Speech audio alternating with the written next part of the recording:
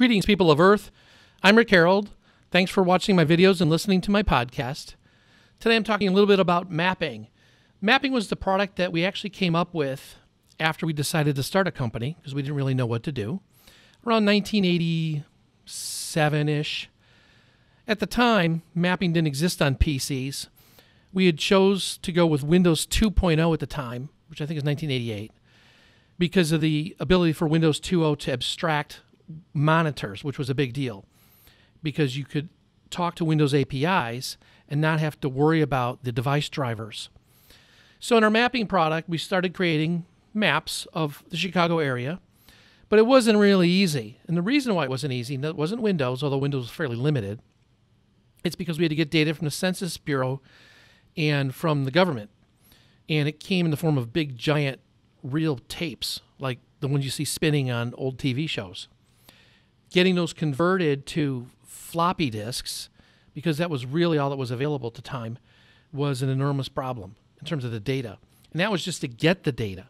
But we persisted, we moved it forward, and there were other companies at the time, Esri and MapInfo, who were doing mapping more for government agencies or large companies.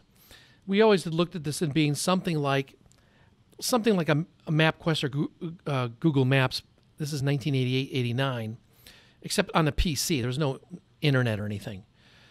And for companies to be able to do routing for trucking and things like that.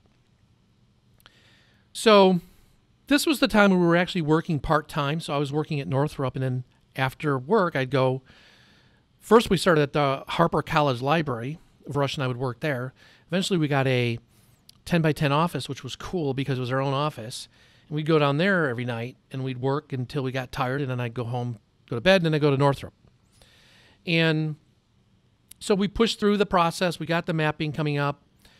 We were very excited that we had this office of ours, even though it was underground. There was no windows. Sometimes water would come in, and we'd have to lift the computers up to keep it from getting wet. It was the old library in Roselle. But it was ours.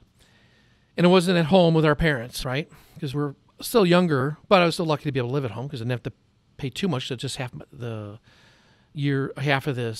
utilities. But it was our own office. But we worked on this mapping product.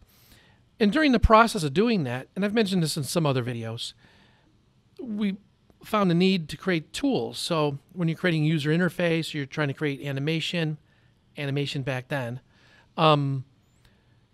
it needed utilities that were fairly common. So there wasn't really anything available. And again, keep in mind we're running on Windows 2.0, so there was probably none, to be honest, available. So we were writing our own. One of them is to create demos for the program. Another one was to do installation. How we're going to install this. We have all these floppies. And that's basically where InstallShield came from. And then we said, wow, if we need this, maybe someone else needs this. The story goes on from there. Went to a conference. We didn't really have much of an installation tool. And all of a sudden, that was the one everybody wanted. So we suddenly had to put a lot of effort into creating that. Even though the VisualBasis, which was the name of our mapping program, was cool, and it was nice to see a map of our hometown area because of the many problems with that, and because the demand for the tools that we were creating, that got dumped, which is fine, right? That's what happens when you're creating things. Sometimes it doesn't work out exactly the way you think. So that's a little bit about the start. That took a period of 2.5 years. Keep in mind, again, we're working part-time and trying to also figure out what we're doing. And the technology back then was a lot more primitive, just trying to get certain things done, like drawing on the screen or whatever, because the world was still DOS, right, for the most part, on the PC area. That's it. That's kind of the beginning. That was the mapping program.